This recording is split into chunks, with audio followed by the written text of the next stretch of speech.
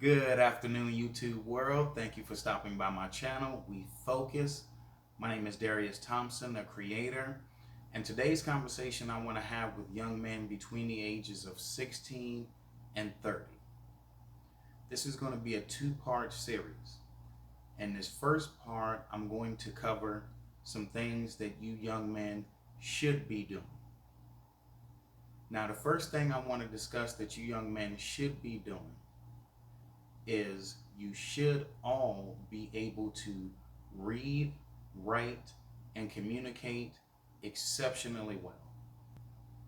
Those three skills alone are going to be the building blocks of your success for the rest of your life. We live in a communication age, and for most of you young men in this age group, you have grown up with a lot of the technologies and advancements that we see around us today and that we use in our everyday lives. Social media, text messaging has become the norm essentially in our personal lives and to some degree in business. But make no mistake about it, young men.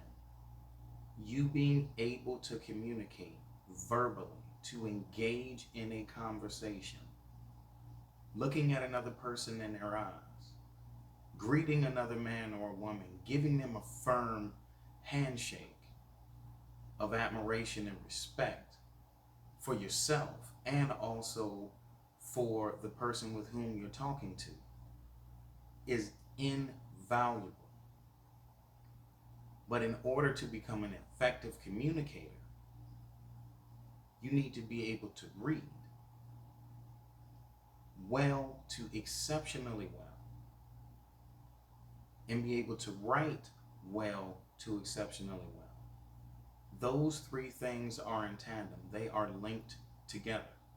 I can assure you of that. Any professional communicator, orator, or anyone else that you've come in contact with who is exceptionally well at communicating also reads very well.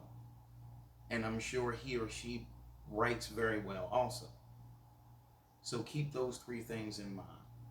You need to be able to read well to exceptionally well. You need to be able to communicate well to exceptionally well. And you need to be able to write well to exceptionally well. Again, those three skills alone are going to be the building blocks for your future success. I guarantee it. Now, the second thing that you young men should be doing, whether you are currently working or if you do not have a job and your sole focus as a young adult is school, you should be making a contribution to the household in which you live in. Now, if you live in a two-parent household or a single-parent household, it doesn't matter. I would expect that first, your father has already given you a list of things for you to do, meaning that these are the things within the home that you are responsible for, and you've simply complied with your father's request. Now, if you live in a single parent household, it is essential that you do everything that you possibly can to assist your mother with the overall well-being of the house. And what I mean by that is if the trash is full, take it out. If there are dishes that need to be cleaned, clean them. If there are dishes that need to be put away, put those dishes away. Ask your mother where you can assist when you are at home, because it is your home. You are not just responsible for the things that your mother has provided for you, because if you do not have a job and you are not making any money, then everything that you own, she provided. So at the very least, and I mean that the bare minimum, would be for you to contribute with your two hands to that household. As a young man, it is your responsibility. Because make no mistake about it, at some point, young man, you will be out here on your own, and you will be solely responsible for you. And that does not mean that your mother will not be there for support, moral support, financial support to some degree, or other family members that are within your circle of influence. But understand that the world, when we are considered to be a man, the world plays no favors. They won't teach you these things that you should be developing in the home. You are just expected to play your part within this society as a man, no questions asked. So you doing these things that you should be doing out of responsibility and necessity, not only to the home, but to your mother, who is and has done so much for you already. Those skills are going to be invaluable when you're out here in the real world, because now you will be able to maintain your own home until you get to a point to where you have a solid enough foundation and you've grown enough mentally, emotionally, financially, to be in a position to be a husband to a wife. But that's a video for another topic. But more often than not, most of us are going to be out here into the real world, responsible for ourselves before we ever even think about building a home and building a family. So those things, those contributions that you make within that home will serve you well in the future. Now, the third point I want to touch on, young men, is that if you are of a legal working age, and if you are not already working, you need to discuss with your parent or parents that you are ready to get a job. It is going to be extremely important for you to start to work as soon as you legally can, so you can start to make your own money. Because you need to develop those financial skills, managing money, controlling your expenses, making a differentiation between needs and wants as early as you can. Because there's another caveat when you are thrust out here into the real world, or you have gradually made your way out here into the real world. Nobody is going to give you financial lessons that you should have already attained. Nobody's going to hold your hand. The expectations are clear once you have been defined as a man. The roles are clear, and I'm telling you this now. Get a job as soon as you possibly can. And unfortunately, by default, the job is not going to be glamorous. It's probably not even going to be a job that you like. More often than not, fast food. That's where a lot of us started. My first job was at Arby's. You know, I didn't dislike the job because I knew that it was a means to an end. And this was a way for me to make my own money, because there was only so much that my mother could do.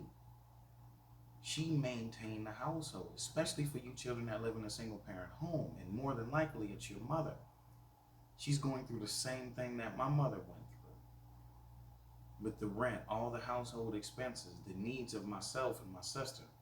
And if you have multiple siblings, there's only so much money to go around.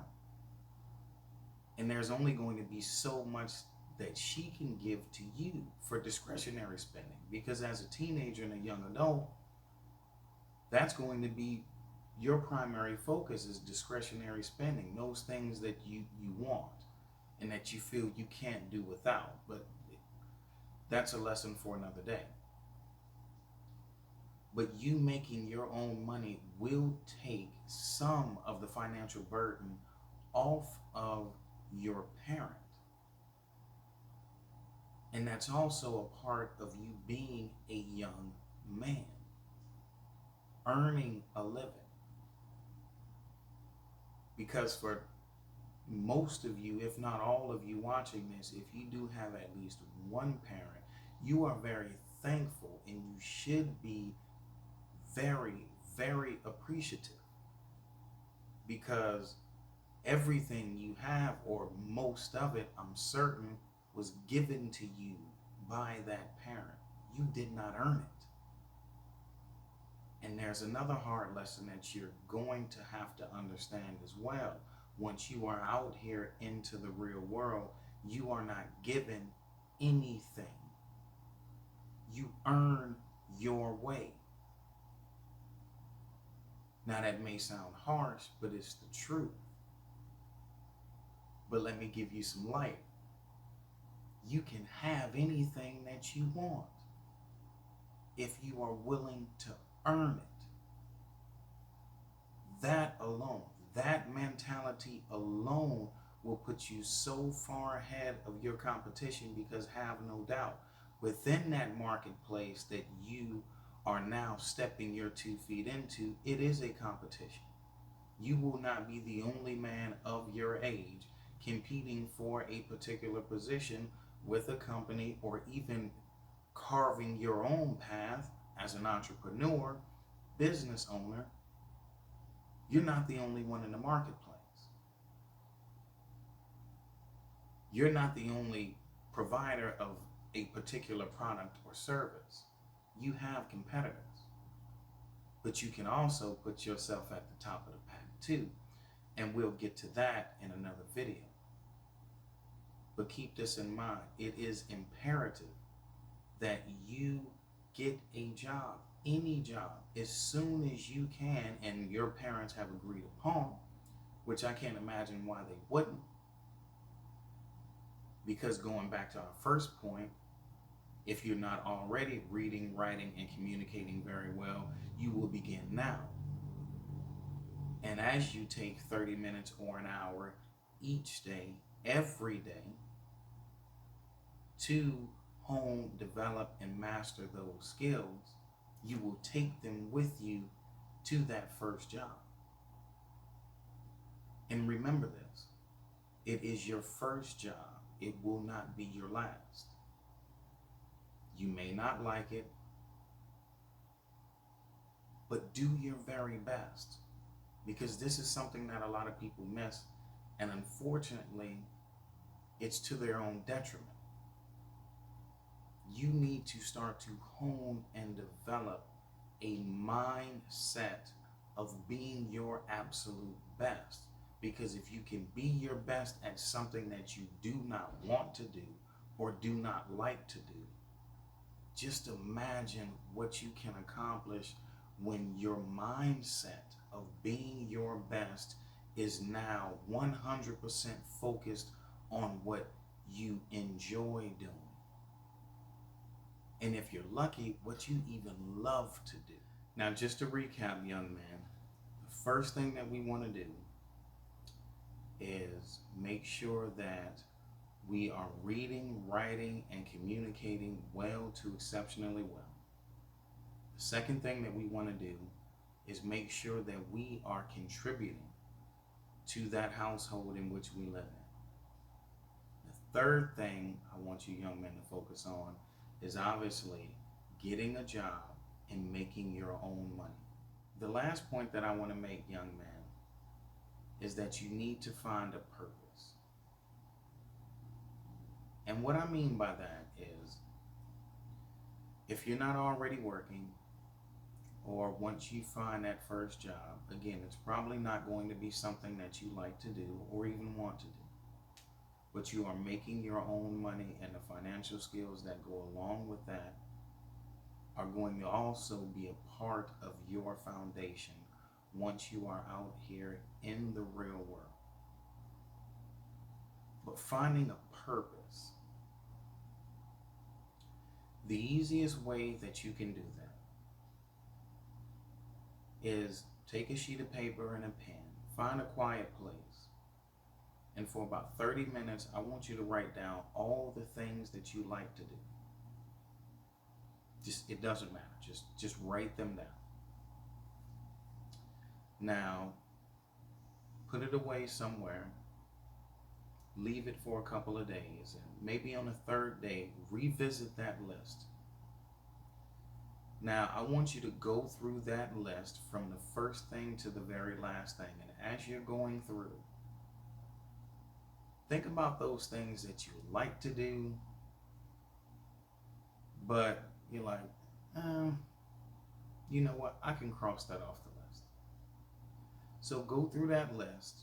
You know, some things it's going to be difficult the first day, and that's totally understandable. It should be, because those things that if you're on the fence, if you're in the middle about, just go to the next one. And out of that list of, I don't know, 25, maybe that first day you only scratched off 3 or 4.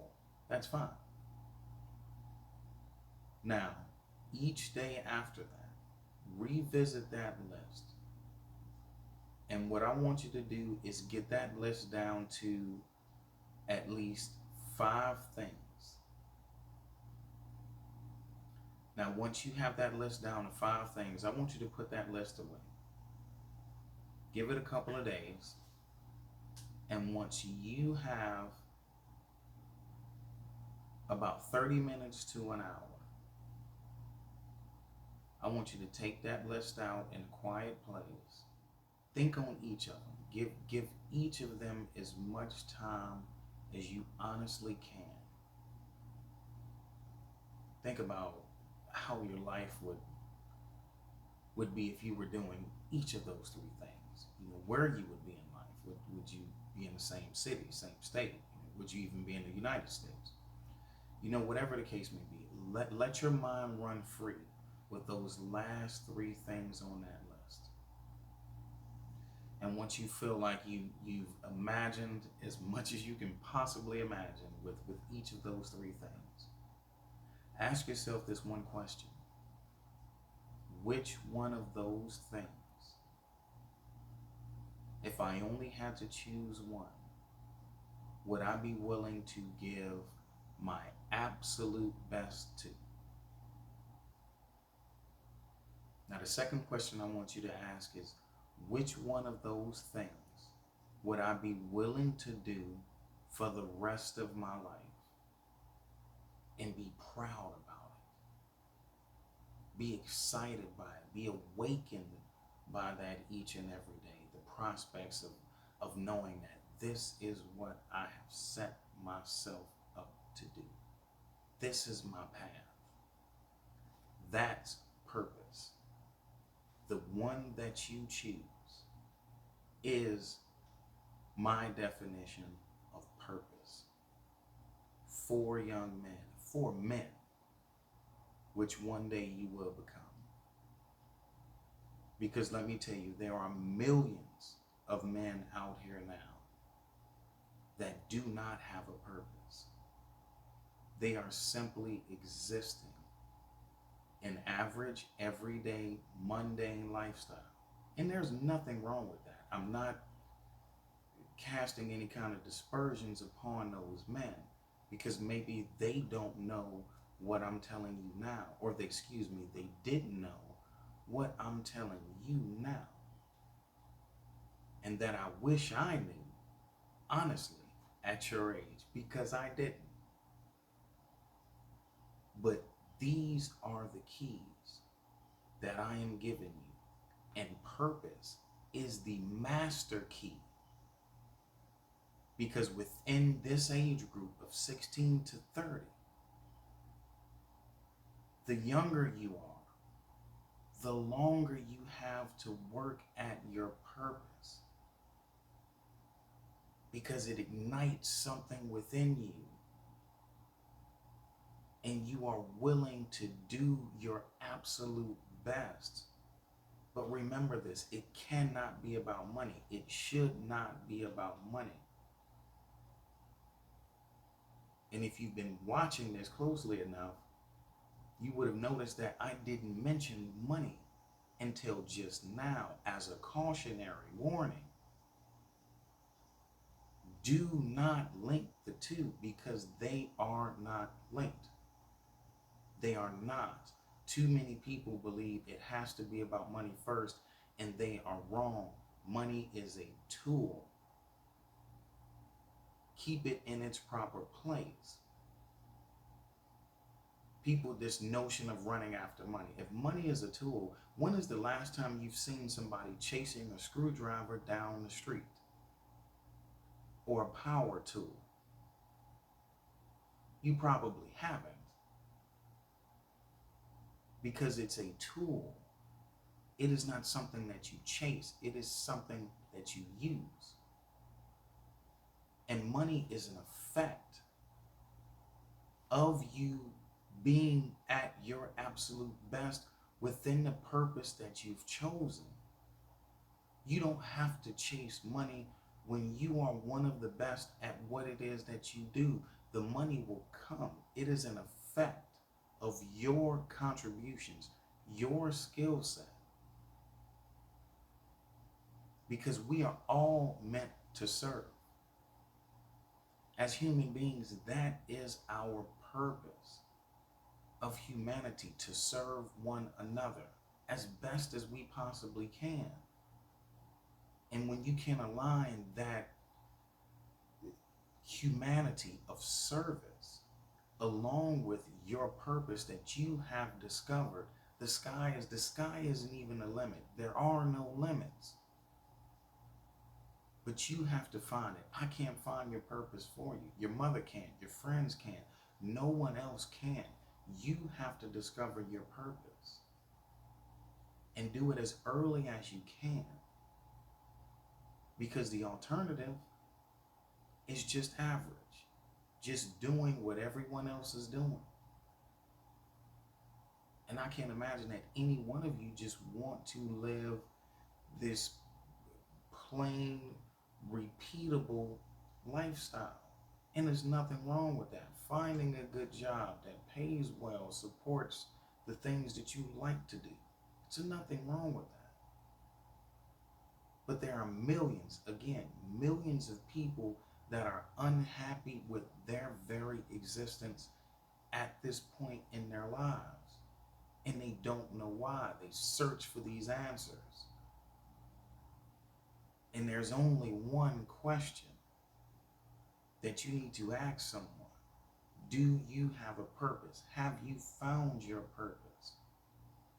How much of your time, energy, and effort have you sacrificed to fulfill that purpose? Because make no mistake, even though it is your purpose and it is the fire that is within you, you will still have to sacrifice your time, your energy, and your effort, your personal relationships, your romantic relationships, relationships within your family.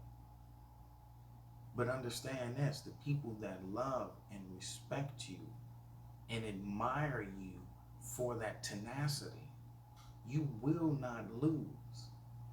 They will always be there to love and support you if they loved and support you from the very beginning. Because once a man has a purpose and he is driven by that purpose, we congratulate that man. We high-five that man. We support that man. We wave him along as he's trudging along forward, taking the bull by the horn, so to speak, making this world bow to him. You won't lose anybody who's truly there for you.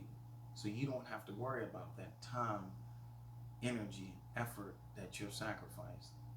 The real ones in your life will always be there. So just remember that, young man. That is the last thing that you should be doing. And probably the most important, because once you have that purpose, it will set the course for the rest of your life.